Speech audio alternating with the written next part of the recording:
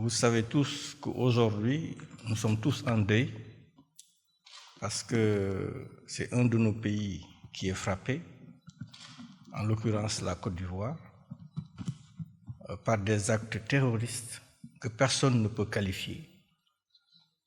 Je disais tout à l'heure à Monsieur le Président de la République, ce qu'on ne peut pas comprendre des gens qui chaque matin ont pour seul projet de société d'aller tuer d'autres personnes, ce sont des choses inqualifiables.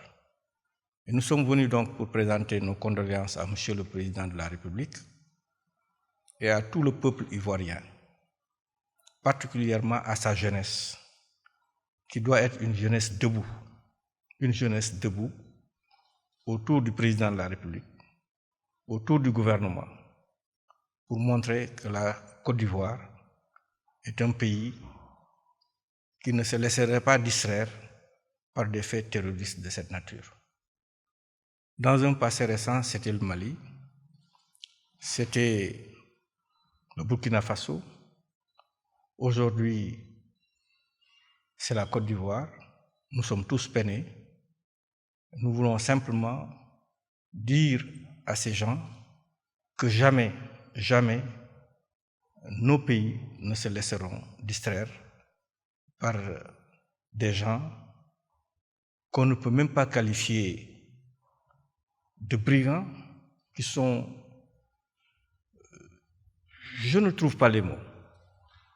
Nous sommes donc venus ici pour présenter nos condoléances et dire à Monsieur le Président de la République que nous sommes à ses côtés et que notre union fera tout ce qui est en son possible pour aider, pour encourager et pour trouver les moyens pour que nos pays aussi puissent prendre en charge ce fléau.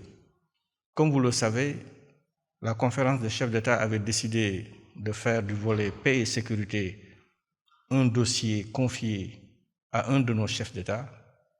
Le dossier est encore plus actuel aujourd'hui, pour que nos forces de sécurité et de défense puissent parler ensemble, puissent gérer ces genres de dossiers ensemble, puissent trouver les moyens d'avoir des réponses concertées autour de ces fléaux.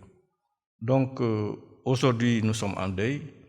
Je ne peux pas en dire plus. Tout ce que je peux dire, c'est présenter mes condoléances au peuple ivoirien, au président de la République et surtout à sa jeunesse.